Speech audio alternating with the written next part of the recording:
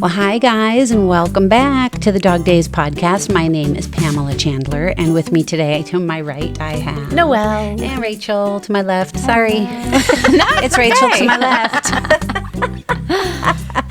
And, of course, Sid in the corner.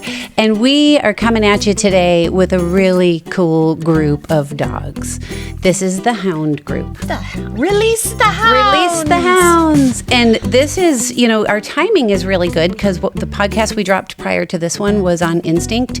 And these dogs, their instincts are their superpowers. It's really, I think that they're the most amazing as far as sight and scent goes with these dogs. So we're going to dive into some facts. We're kind of geeking out on you a little bit today because we just couldn't stop.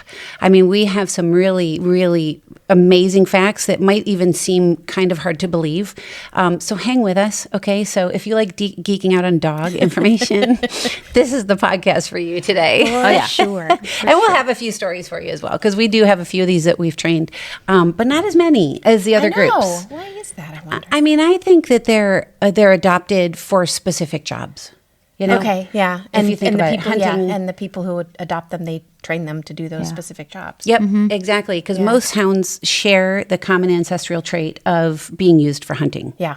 Some use scenting powers, and then some use a phenomenal gift of stamina, which we're going to get into, which is really cool. The group is divided into two main groups.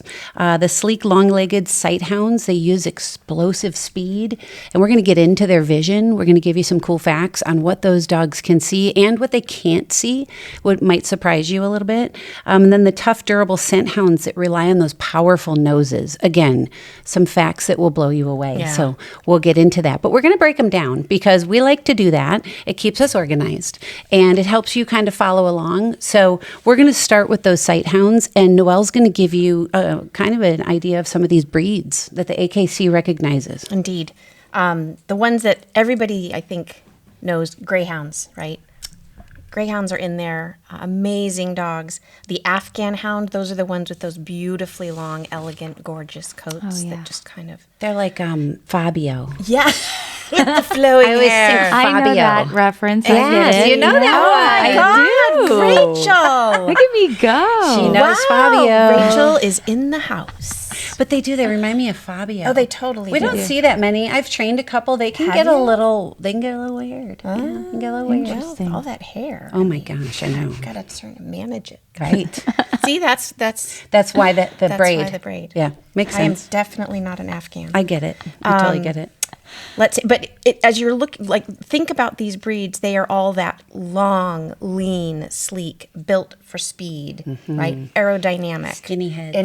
Indeed. So what Pam was saying originally about they are the speed demons of the hound world. A whippet, which is kind of a mini greyhound. Yeah. The Basenji, the Irish wolfhound. So cool. Oh, They're so cool. I love them. They're magical. Really cool. They are. They set a lot of dogs off because they're they? so big. Yeah. Interesting. What were they bred to do?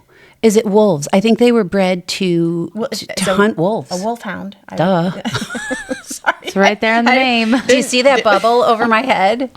Wow. Ding, ding, ding. She got it. Yes.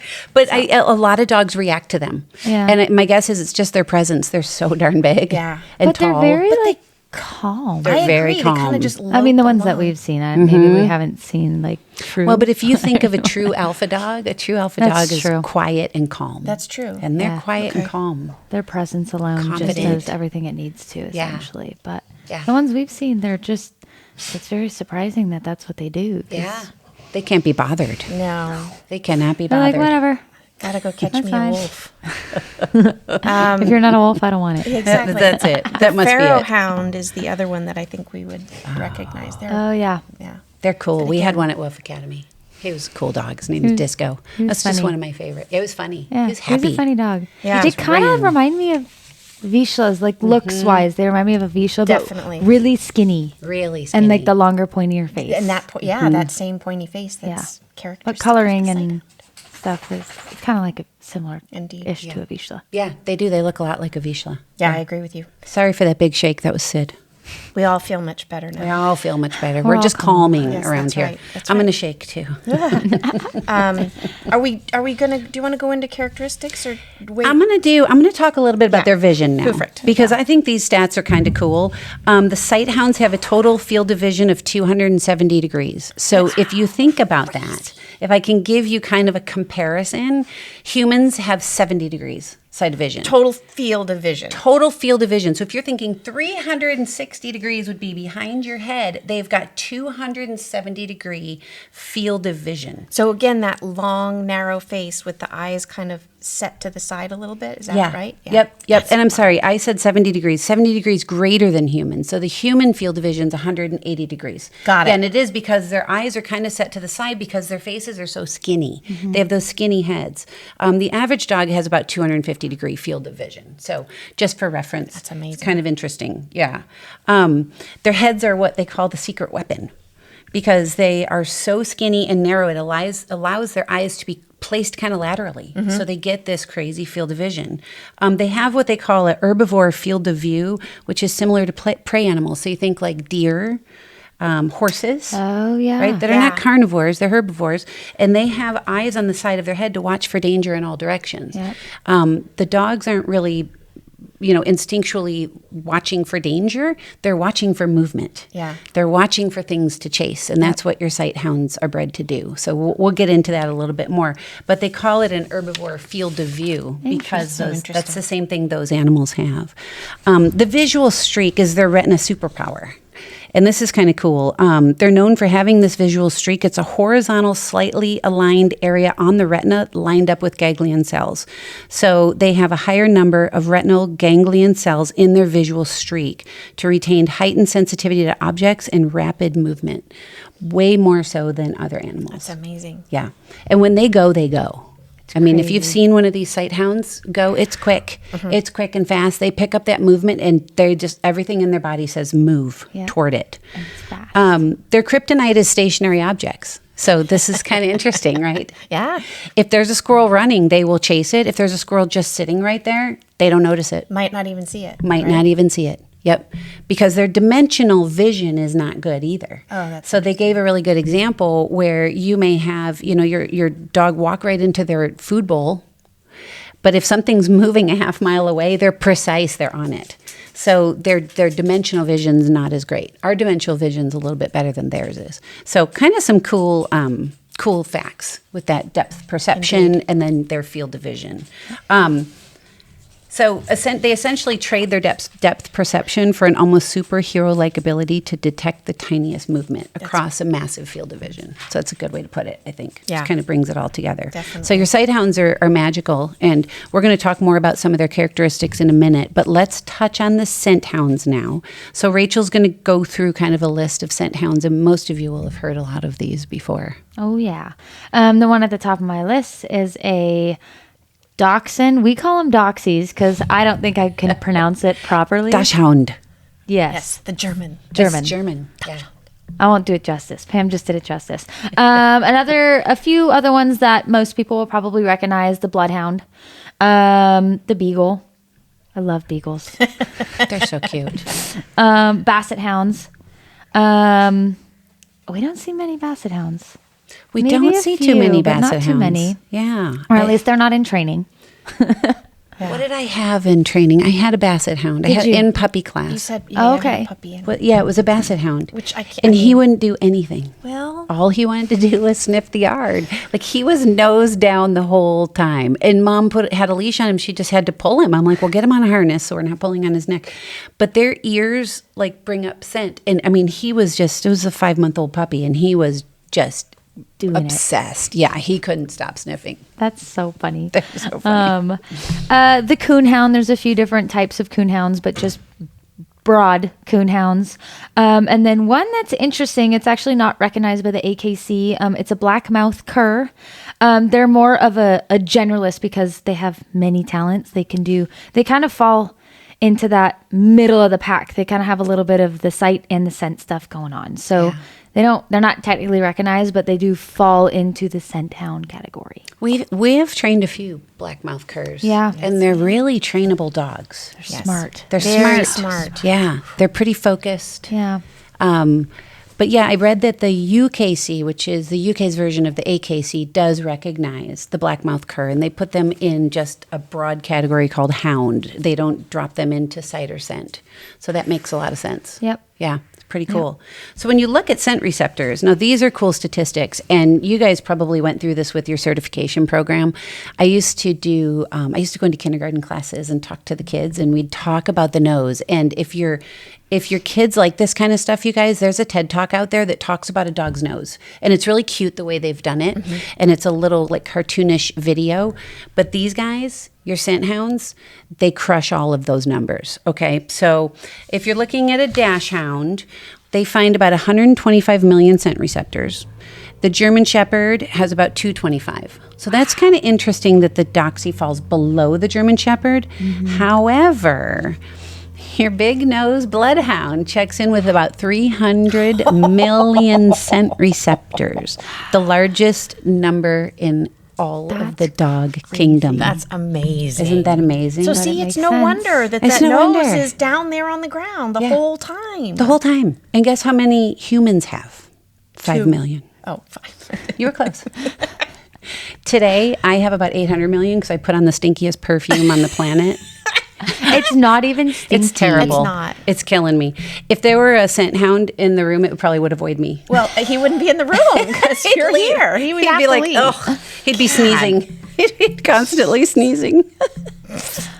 So on these dogs, the olfactory center is about the size, our olfactory center is about the size of a postage stamp, where these dogs, it's like the size of a handkerchief.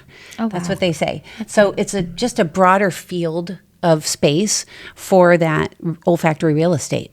Brain detection, about 5% of our brain is dedicated to odors. In dogs, they figure about 1/3 of their brain space Wow, is so dedicated to scent. 75%. Yeah. Yep. 75% is the number that I've always heard. That's how I remember it from my test. It's a great stat to give to clients. Yeah. You know, when they're frustrated with their dogs sniffing, especially if you have a scent hound, just give it up. It's Yeah, all over. It's done. It's done. You're not. Yeah. Yeah, it puts it in perspective. It really why does. it's taking over so much. Mm-hmm. Exactly. Yeah. That's a big percentage. It's a lot. It's a lot. Oh gosh. Sid's coming There we through the go. table. Here she goes. Thanks, Sid. Thanks, Sid. Hi, Sid. So they say bloodhounds can follow a scent trail of over 300 hours old. So that's nearly 2 weeks after someone has walked by that they can pick up their trail. They can still pick up their scent. Isn't that amazing? Yeah. That's crazy. They've been known to stick to a trail for more than 130 miles. So even if you left the room, your perfume, sorry. Yeah. It's stuck. Yeah. That dog would be like right now between here and Carlsbad. probably. And not be able to come in here Really? for weeks. If you guys lost me, he could find me easily. He might not want to, but he could. So they have something they call an odor image. So when a bloodhound sniffs a scent article, like a piece of clothing or an item touched by somebody or terrible perfume, chemical vapors lodge in the mucus and they form something called an odor image. So it's much more powerful than an actual visual picture. So we make this analogy all the time that their noses are like our eyes. Right. And that's exactly what that's saying, right? So when we joke and say he's sniffing at the light pole, he's checking his email. Yeah. That's kind of what he's doing. That's what he's doing. That's so cool. Yeah, he's taking in a lot of information. I mean, all dogs are. You know, we talked in the last podcast about that Jacobson's organ, and all dogs are taking in a lot of information, but these guys are just on overdrive. Yeah, wow. They're just on overdrive because that's what they're bred to do. You know, they're bred to scent out things. So the physical design of these dogs, especially some of these like bloodhounds, our beagles. What was the other hound that I said was in my class? Basset hounds. So the loose, wrinkled skin around the face, it helps to trap scent particles, which you've probably noticed because they can get a little stinky. They get stinky. And you have to clean out and they don't like it when you do it. But the long drooping ears that drag on the ground, they collect odors and they sweep more odor in. Up toward their nose, Up toward their nose. So everything is designed to bring more odor in. A dog's nose, and we talked about this on the, I think the body language one that we did. Yeah, one of them we did. One of them we remember. talked about the nose. Their nose, they have those slits on the side of their nose, and that's designed for when they exhale to bring in more scent. So their nostrils only take in scent, the slits exhale scent, and because they're on the side, it swirls air around and brings more scent into their nostrils. So they don't inhale on the same path that they exhale Correct. like we do. Okay. Correct. Yeah, I feel like that was part of that TED Talk too. It and is. They illustrate Yes. it really beautifully. It is. Cool. Yep, it's a really cool one, you guys. You should check it out. Maybe we can put it, can we put that Can somewhere? we put a link to it? Can we put a link? To a TED I'll Talk? see what I can do on Instagram. We'll Or I see could what we maybe can even do. put it in the notes. In the notes. Yeah, I was we'll going to say find notes it. might be better. Links are harder on Instagram. Yeah. Okay. It's a really neat video, especially if you have kids that are interested in this stuff. I've sent it to many people, so we'll put it up there. So their sniffing capacity is interesting. Unlike humans, dogs don't need to fill up their lungs. So when we're smelling something, we're right. Or if you're keen eye, had to do trying it. to suck Rachel Trying to through the underneath Literally the door. underneath the door. Yeah. They do bursts of scent. So like And you can see it. you can see That it, that is so true. isn't it? There. Yeah. Oh, Yeah. that's a good. Oh, Yeah, Rachel, ooh, that was good. We got to zoom in on that one. Rachel, do that again. We'll never do that again. Ever, ever, ever. It's a rapid sniffing. If you missed it, it was rapid. And it was but good. they say 3 to 7 sniffs about is what they do. Okay. So 3 to 7. They see, I can do it too. Yeah, I'm see? not going to try. She looks cuter when she does it though. So the nose is amazing. The nose is amazing. The eyes are really amazing as well. We're going to talk about some of the characteristics now. We're going to go back to our sight hounds and talk about some of the characteristics because this might actually surprise you. Yeah. They're very similar to the sporting breed in a lot of ways, and in some ways, not at all. Yeah. So, well, I'll say one thing about hounds in general, right? That they've been bred for thousands of years to track and hunt animals at a very long distance, right? Whether it's speed with the sight hounds or scent with the scent hounds.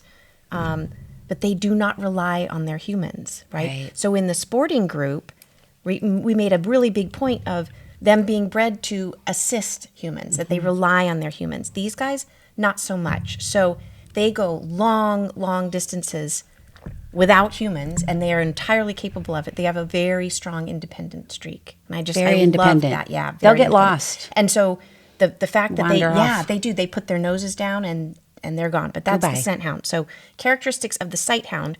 The sight hound, now again, remember, long, lean, sleek, fast, aerodynamic. They have what's called a couch potato paradox, where you think, God, do I really want a greyhound in my house? Like, I think people picture them zooming around the house the whole time. Bouncing off the walls. Yeah, no, they're not like that. They're sprinters. They are not marathon runners. So sight hounds, they use sight and speed. So they have bursts of high energy, but they're actually known for being pretty lazy. So something to It's keep in mind. interesting, yeah, that you say that because I'm picturing these 2 greyhounds. There's a lady who rescues them from Greyhound Rescue, Yeah. like the retired greyhounds from the racetracks. And they walk around the park and they walk so slow. Yeah. Like they look like they're just hating it. They're not happy to be Yeah. there. They're like, I want to run. Yeah. Well, it's either one or the other. Right. Right? They don't seem to enjoy the walk, but they walk really nicely on leash because of that. So interesting. They're in no hurry. Yeah, they're essentially sprinters. A hard 20-minute run, and they are done for the day. So that's the couch potato paradox. They are surprisingly good apartment dogs. So again, in keeping with that, they adapt well to apartment or condo life. They don't require a great deal of indoor space. However, you do have to make sure that they get enough exercise, and that I think kind of goes without saying, given the needs of the dog. That one makes me think of the Basenji because they're smaller. yeah. They're great apartment dogs. Yeah. They're so relaxed. Whippets, again, same Whippets, thing. same thing. I love whippets. Yeah. Whippets are awesome. I know. They're Beautiful really little cool. dogs. They're really cool. Gentle and sensitive souls. They're gentle, intuitive companions. Harsh training methods often cause them to shut down rather than learn. I would say that kind of across the gamut. We don't use harsh training No. methods. That doesn't work for dogs in general. and they're independent thinkers. And this goes back to what I said at the very beginning about hounds in general. But all sight hounds share a very high prey drive. Because they were historically bred to hunt at a distance with very little guidance, they make independent decisions. And this can make training what we call a fun challenge. They're very challenging to train. Challenge for sure. They're not untrainable, but they do need the right approach. Where does the Ridgeback fall? They are they were under both. They're under another both, one of the so they're just a multitaskers. hound. Because that's one on the list. That one comes to my mind as one of the easiest to train. The dash hounds do pretty well too. We see quite a few of them. There's been kind of doxynation going on lately. Oh my at God! Academy. We have a lot Explosion right at now. Dachshund We have a Fest. lot of them. I Yeah. think I have 4 of them in my puppy class. They're confident little dogs. Oh yes, they are. And they're very smart.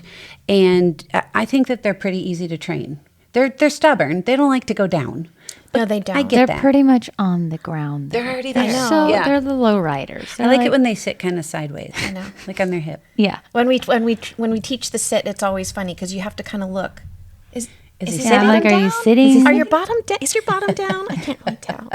They're really Cutest cute. thing. Cutest thing. But the Ridgebacks, we have quite a few of them, and they just do basic training with us, like group classes, to get the basics.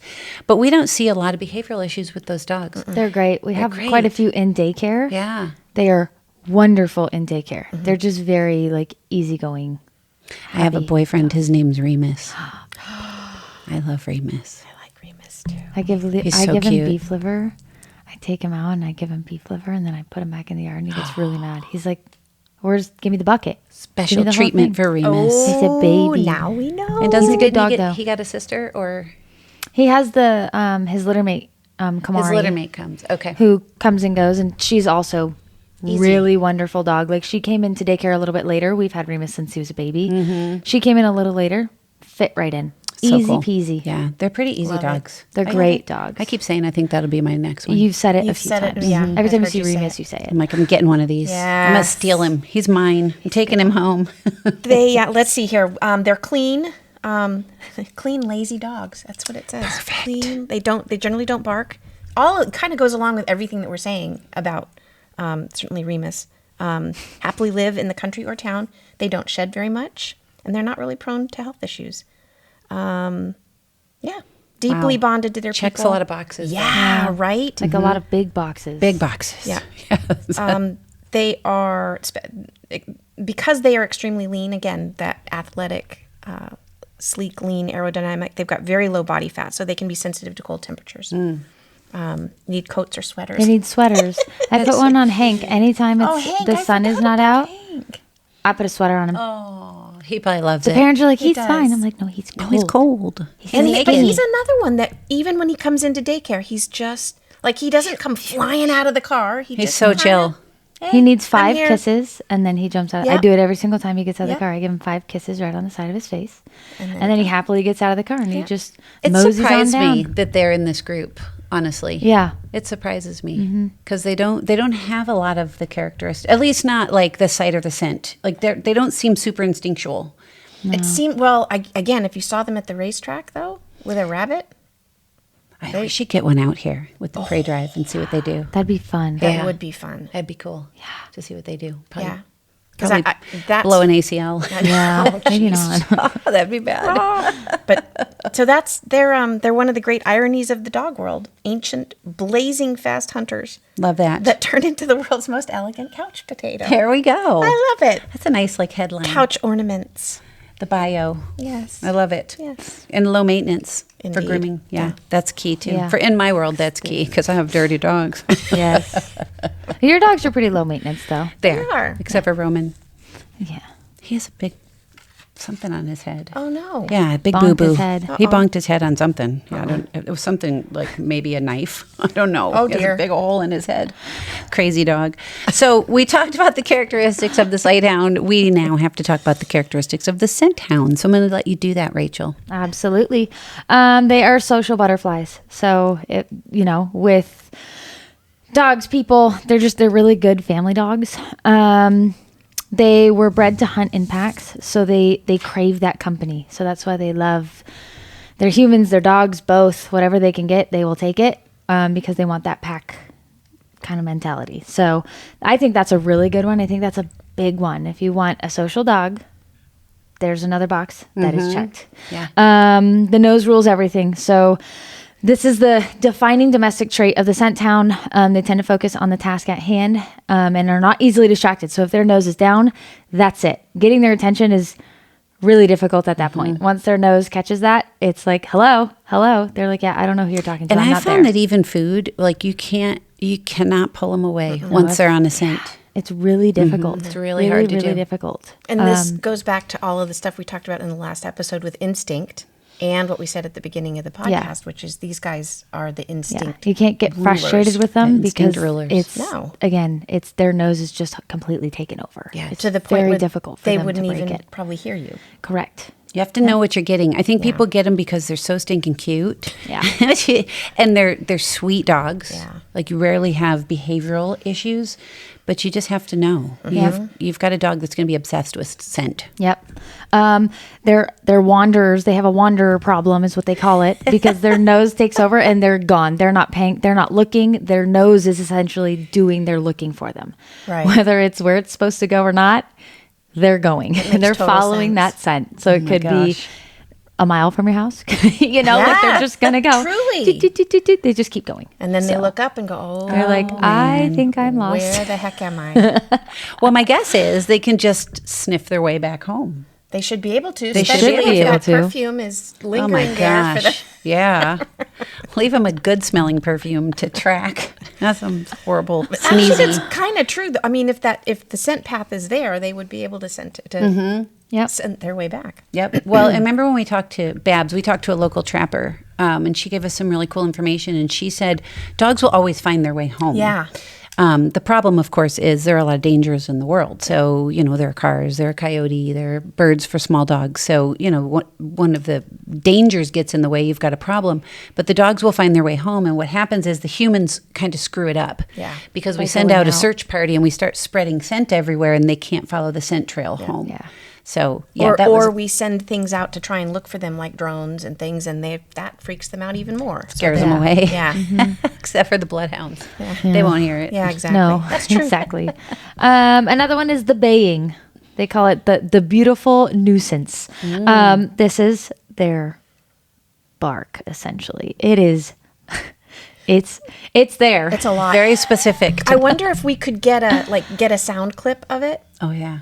and post Probably. it. Yeah, Yeah. that would be kind of Probably. cool. That'd be cool. We'll make it short. I'll look and I'll just do a quick one because as soon as you hear it, you're like, oh yeah, Oh yeah. I've heard that. Yeah. Yeah, there it is. It's that was it. it. Yes. It's loud.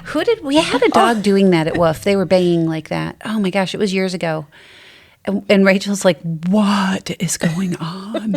Like he's Yeah, baying. it was. Who was it? I don't know. I can't remember. Oh, it's going to bug me. It's very distinct and they don't stop. No, they They don't. just keep going. They keep going. Yeah. Yeah, Sid and you knows. can't tell them stop because they just keep going. No, they don't hear you. They're very independent thinkers, but in a different way. So their independent personality most scent hounds can have is a positive quality for households working pet parents because it means these pup may not mind being left alone during the workday, whereas many other breeds struggle with boredom or separation anxiety.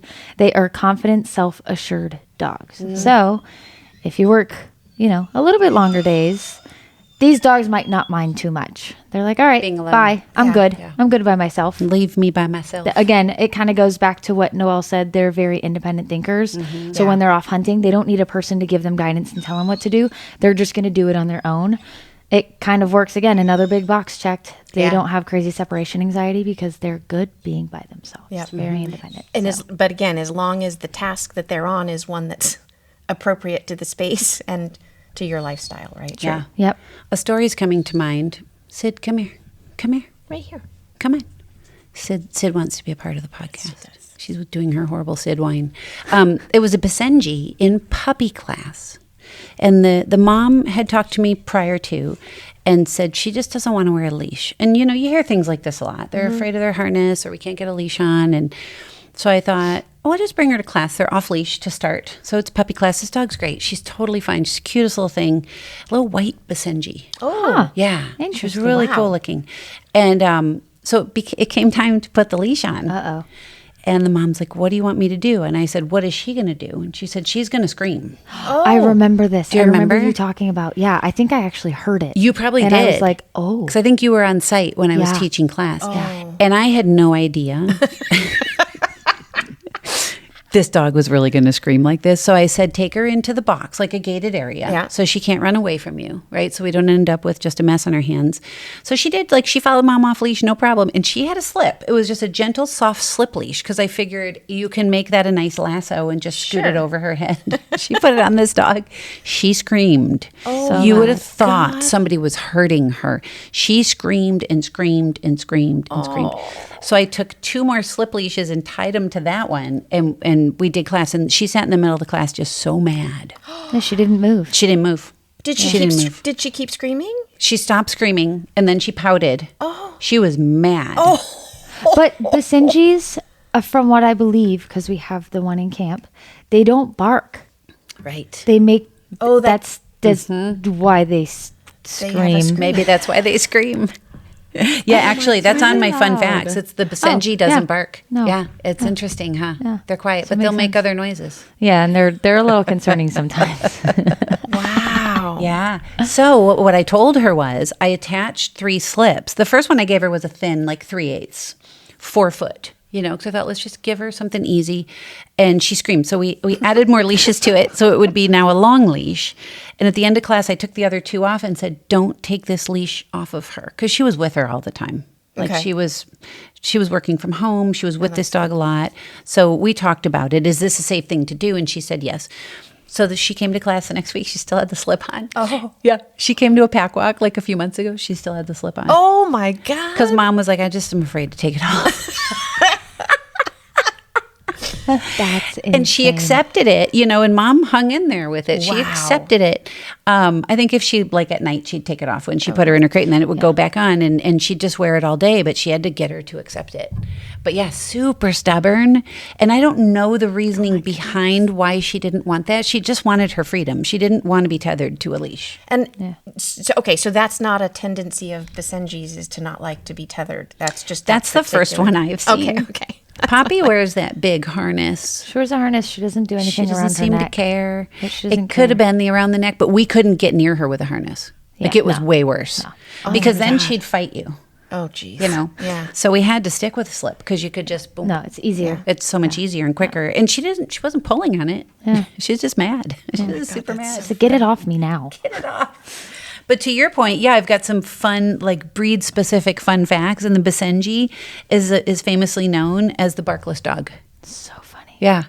Apparently they originated in Africa. It's Africa's barkless dog. Barkless dog. Yeah. Does she make any noises at all, Poppy? She makes very weird noises. Little like when she boards, when it's time to like let them out for their first potty break, it's like these almost like a cat, like these weird little high pitched, low pitch. It's weird. Like I'm she's talking Poppy, to you. Yeah, she's literally talking, but Yeah. no bark. Interesting. It's almost like sometimes she almost tries to bark, but it's not a bark. It's not It's this happening. weird noise. Yeah. Yeah. They're great. I think they're neat dogs. They're I think fun. it's a They're really cool cool. breed. They're really smart. They're like little humans.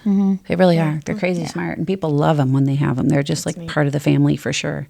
So the bloodhound, when we're talking about fun facts, the bloodhound does one thing better than any other creature on earth: find people who are lost or hiding. They send out the hounds. They send out the hounds. So with unrivaled scenting powers, the independent breeds a natural choice for police departments around the world, Yeah. which we see. Yeah, Yep. for sure. It makes total sense. They have them out Catch a there. scent, there they go. Yeah. Or you'll see some mixes. Like you'll see these bigger dogs that clearly have hound in them. Yeah. And they're testing them for scent, I would assume. The Bassett's powerful sense of smell is second only to the bloodhound. And it's not just the nose doing the work. The long ears, like we talked about earlier, help stir up smells toward the nose. The droopy skin on the face holds a lot of scent. So that's your Basset hound. Yeah. They're so cute. so cute, especially as a puppy. Oh, God. There's honestly, Oh my gosh, the there's cutest not thing many ever. like it. Yeah. Cutest thing ever. Yeah. The black and tan coonhound, we haven't talked about these too much. There was one named Lou, and he holds a Guinness Book of World Record for the longest ears. How long? 14 inches long. Oh, my God. He must have been stepping on him. I know. What kind of dog again? That's a black and tan coon hound. and tan coon hound. Seriously, Interesting. I how mean, tall that's- do they get? How tall is the dog? They get big. They get They big. get pretty tall. Do they? They're Yeah. not short But when like they're the Basset. puppies, Oh they're- my yeah. gosh. Can you imagine? We had a Basset in puppy camp who kept stepping on his own ears. It was Norman. Norman. Because I was like, that's the Norman? best name Yeah. for a Basset hound. and is then the other Norman. puppies were grabbing his ears. I think he had to stop coming because of it. Because they were grabbing them. They I was were like, grabbing "Guys, his they're not ears. toys. They're They're like, just like- hey, what is this? It's terrible. And it hurt him. He'd yelp. It was so bad. We're like, all right, we can't do camp anymore. But so cute. pulling Oh on my his gosh. ears. But he would walk and step on his ear and his head would just kind of It looked horrible. It looked so annoying. So another fun fact on the Irish Wolfhound got its name because it's fearlessly, single-handedly will dispatch a wolf. That's crazy. crazy. When wolves were overrunning Irish countrysides during the 15th century, this dog was bred to do the job. They almost did their job too well, as wolves came close to being extinct. Oh, wow. Yeah, pretty cool. Can you picture Neve chasing down a wolf? I mean, size-wise, yes, Yeah. taking on a wolf. But personality-wise, No.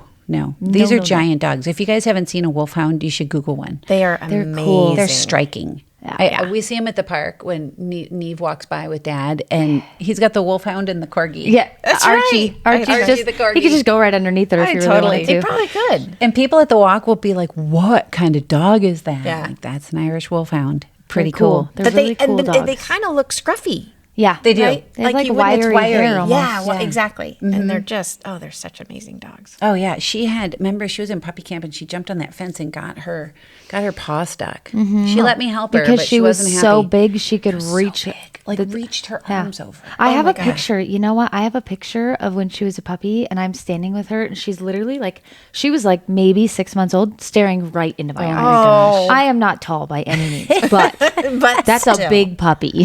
That's a big puppy. Now she's probably like, Rachel, where'd Yeah, you go? goodbye. You're not there. Oh my God. The best is when Rachel's in the yard and a dog comes up from behind to go under her legs. It's the worst. It's the worst because then my legs lifts lift her off up the off the ground and then I ground. panic and I have to grab something because then I fall over. You hear her screaming, "Ah!" It's always the one. Is it a burner that does that? Utah. No, it's Utah. He's the The Newfie. The Newfadoodle. A Newfadoodle. Oh my Newfoundland God. Yeah, poodle yeah. mix. Yeah. He looks new. He's huge. Huge. He's got like maybe 2% poodle and the rest is Newfie.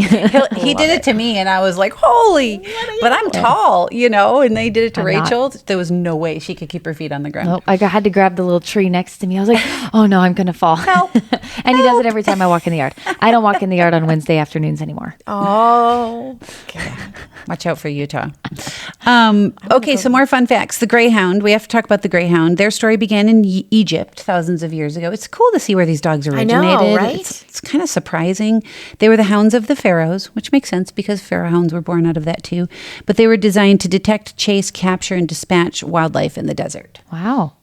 Kind of surprising Yeah. that they would catch wildlife. That's super surprising. But they're fast. They Yeah. are fast. They're crazy They fast. just need one short spurt to catch it and then they're right. going to go eat it and then nap for the day. Exactly. Nighty night. That was my 20 minutes.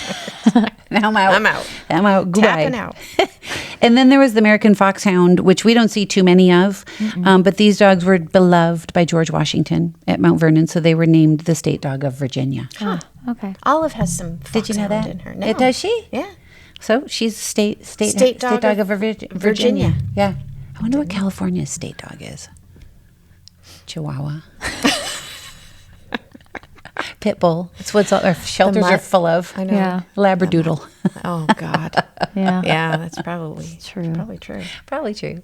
So these guys are pretty cool, and the instincts that we have talked about with them with the sight and the scent are so specific to the group that it makes them just really a special group. And we don't see too many of these. We see the Ridgebacks, we see a lot of the Dachshunds, but it seems like when people adopt these dogs, like we said, that they're doing it for a specific purpose. And, usually it's some kind of hunting or something like that. But they're amazing. But this, again, just like every other group we've talked about, really know what you're getting yourself into when you get one of these dogs. Yep. Don't be surprised when they're in the trash can. Don't be surprised. is, when their nose is to the ground on every single walk. right. There is something out there called scent work, and doing it with these dogs is fantastic. You can use food. You can use like oils. You've started to do it out here for a little bit. Yeah, we're doing a little scent work in one of my classes right now just to kind of feel it out and see if it's something that, some dogs will do it and some won't. Yeah. It's surprising almost. Oh, so Daisy, who's a blackmouth cur, nailed it. Nailed the scent. Makes sense. Oh, she got it immediately. She's awesome. Yeah, she's awesome. And then we have a little cockapoo. Suki. Suki nailed it. Oh, yeah. Yeah. Oh, my God. The Totally nose got on it. that dog. She's cockapoo. Yeah. I think I met her in class. Yeah, got the scent. Wow. So what scent work is training a dog to go for a specific scent. And, when AKC does these trials, and not that we're doing that, but they use oils. They use essential oils because it's a very specific scent where food can sometimes cross over, and their scent work can get a little bit messed up. So when you're teaching a dog to do scent, the hounds would get this so quickly with a very specific scent. But when you've got a dog like Sid, who's afraid of all the scents that I've pulled out so far, she sneezes at me. She's like, It's the cutest thing. She's like, I don't want She's it. hilarious. Yeah, she hates the scent. And she backs away. But using a specific scent for a dog, helps them kind of follow that trail. And then you hide it places and you say, go find it. Go find it or search or whatever it is that you're going to say. So scent work is a really cool thing. There's a lot of great videos on YouTube you can check out on scent work if you've got a dog with a good nose. Yeah. And we knew that about Suki because I did off-leash work with her, and she would follow him no problem, but 10 feet behind because she was sniffing the whole time. And she's a cockapoo. There you go. So crazy. Yeah, so crazy. So those are our hounds. Do you guys have anything else to add to the Hound Group? I don't think I do. They're pretty special dogs, Yeah. and we love them. We love them all, of We course. do. And this was 6 of the 7 AKC groups. I think 6 so. of the 7. 6 of the We're 7. almost We've got there. 1 to go. Got 1 to go. We've saved our terriers for the last. The terrier. They're fun. They're fun. We see a lot of terriers. Oh, yeah. So those will be coming your way Yep. soon. So Indeed. Awesome. Well, cool. On that note, that went by kind of fast today. I think we actually were a little bit faster. Were we faster? I think we were. How many times did I bump the table? Oh, see, I just did it again. I think Sid is primarily responsible. Sid's tail. Sorry about that, everybody. Yeah. So, okay, awesome. Well, we'll end it there. On that note, cool group, great discussion. Thank Yeah. you guys. Thank you. And thank you guys for tuning in. My name's Pam Chandler, and we're signing off from the Dog Days podcast. See you later. Catch you next time. Bye, guys.